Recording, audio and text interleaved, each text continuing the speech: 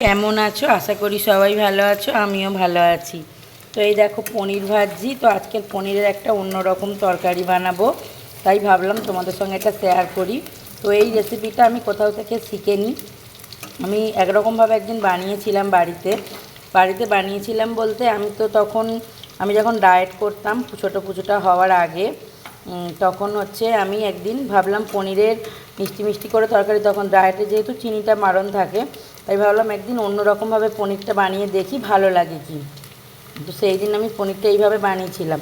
তো এইভাবে পনিরটা বানাতে দেখলাম বেশ সুন্দর খেতে লাগে পনিরটা। পনির আমরা অনেক রকমই জিনিস খাই, ভালোও লাগে পনিরের সব রকম রেসিপি। তো এটা একটু অন্য রকমভাবে আমি বানিয়েছিলাম। এই লম্বা লম্বা করে পনিরটা কেটে নিয়েছিলাম। সেদিন আমি বানিয়েছিলাম তাড়াতাড়ি পনিরটা যাতে করে ফেলতে পারি ঝপ করে, তার জন্য। কিন্তু দেখলাম তাড়াতাড়ি করতে গিয়ে পনিরটা বেশ টেস্টি রান্না হয়েছে, তাই জন্য এইভাবেই বানিয়েছিলাম। এই যেরকম নিই 400 গ্রাম পনির নিয়েছি। আর নিয়েছি ক্যাপসিকাম কুচি, গাজর কুচি, সবই লম্বা লম্বা করেই কেটে নিয়েছি। আর বিম কড়াই কুচি, আলুটাও লম্বা লম্বা করে নিয়েছি, পেঁয়াজ কুচি। আর এখানে রসুনগুলো স্লাইস করে কেটে নিয়েছি। তো আমি এমনি স্বাভাবিক যখন নর্মাল পনির করি তখন আমি পেঁয়াজ বা রসুন এসব কিছু দিই না। তো এইটা আমি দিয়েছিলাম, তখন পেঁয়াজ রসুনটা দিয়েই পনিরটা সেবারে করেছিলাম। তো খেতে খুব টেস্টি হয়েছিল, তাই আজ ভাবলাম রুটির সঙ্গে এইভাবেই পনিরটা করব। তো চলো তোমরা রেসিপিটা দেখতে থাকো, আমি কীভাবে করি। আশা করি তোমাদের ভালো লাগবে।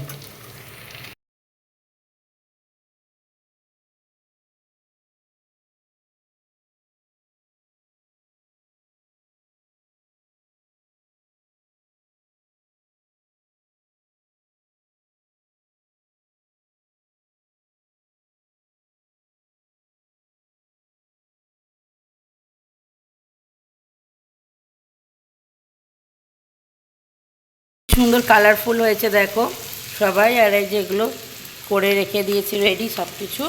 আর আমি রসুনটা মাঝখানে দিলাম, কারণ রসুনটা যদি ফার্স্ট তেলে দিতাম তো রসুনটা বেশি লাল হয়ে যেত আর ফ্লেভারটা কম হতো। তাই জন্য একটু সবজিগুলো ভেজে নিয়ে তারপরে রসুনটা দিলাম। যেহেতু এগুলো খুব একটা ভাজবো না বা সেদ্ধ করবো না, একটু ক্রাঞ্চি হবে, ক্রাঞ্চি হলে খেতে ভালো লাগবে, তার জন্যই একটু অল্প অল্প করেই আমি ভাজবো সব কিছু।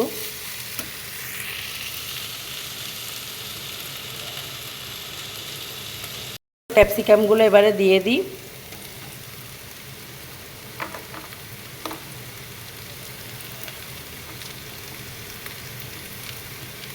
আনাজ সবজিগুলো বেশি ভাজছিলাম না, কারণ বেশি ভাজলে এতে যে ক্রাঞ্চি ভাবটা সেটা চলে যাবে। আর এই পনিরটা একটু ক্রাঞ্চি হবে, এগুলো বেশি কাদা ভ্যাতে হবে না এটা।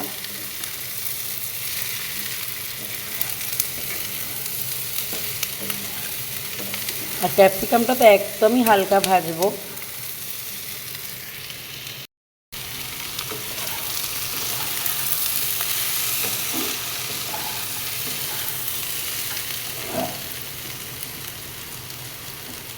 এবারে পনিরগুলোও দিয়ে দিচ্ছি।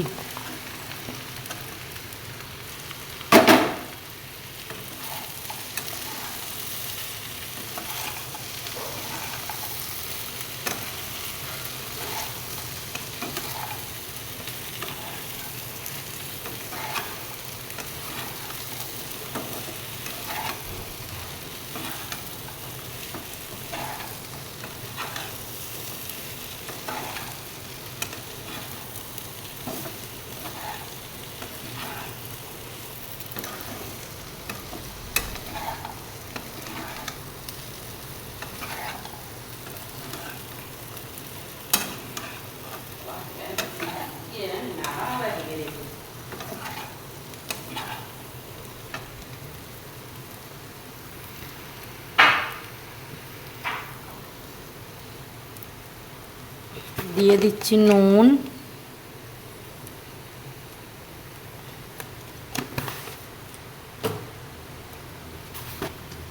হলুদ, যেগুলো স্বাভাবিক যে মশলাগুলো আমরা রোজকার রুটিনে ব্যবহার করি সেইগুলোই দিচ্ছি, এমনি আদার্স কিছুই নয়। লঙ্কা গুঁড়ো,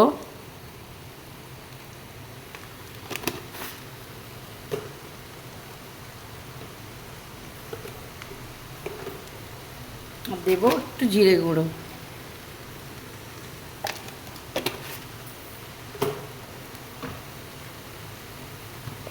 তার সঙ্গে দিলাম টেস্টটা ব্যালেন্স করার জন্য অল্প একটু চিনি, টমেটো কুচি। তো ব্যাস, আর কিছুই নয়। তো এরকম ক্রাঞ্চি ক্রাঞ্চি পনির করে তোমরা একদিন বাড়িতে টেস্ট করতে পারো, তো দারুণ লাগে এটা খেতে। তো আমরা সবসময় পনিরের আলু দিয়ে পনিরের তরকারি বা কাবলি ছোলা চানা, মানে কাবলি চানা যেটাকে বলে, সেটা দিয়ে পনির বা ফুলকপি আলু পনির, যেটা আমিও হামেশাই করি বাড়িতে, এগুলোই বেশি খাই। তো এটা একদিন বাড়িতে টেস্ট করে দেখতে পারো, তো ভালো লাগবে আশা করি এইভাবে পনির করলে। এটা রুটি, পরোটা সব কিছুর সঙ্গেই যায়, বা ফ্রাইড রাইস, সবগুলোর সঙ্গেই ভালো লাগবে খেতে। তো এইভাবে এটাকে একটু কষা কষা করে নেবো, ভাজা ভাজা করে, অল্প একটু জল দেব। এই যে এরকম হয়েছে দেখতে রেসিপিটা। তো এটা খেতে খুব সুন্দর লাগে। আর এখানে হচ্ছে মা মাখাচ্ছে আটা, যে রুটি হবে। বন্ধুরা চলো রুটি কটা শিখে নিই। একবার শিখেছি, এবার আরেকবার শিখবো। এই যে একবার শেখা হয়ে গেছে, আজকে আর হটপটে রাখিনি, বাটির মধ্যেই রেখেছি, খেয়ে নেবো যেহেতু।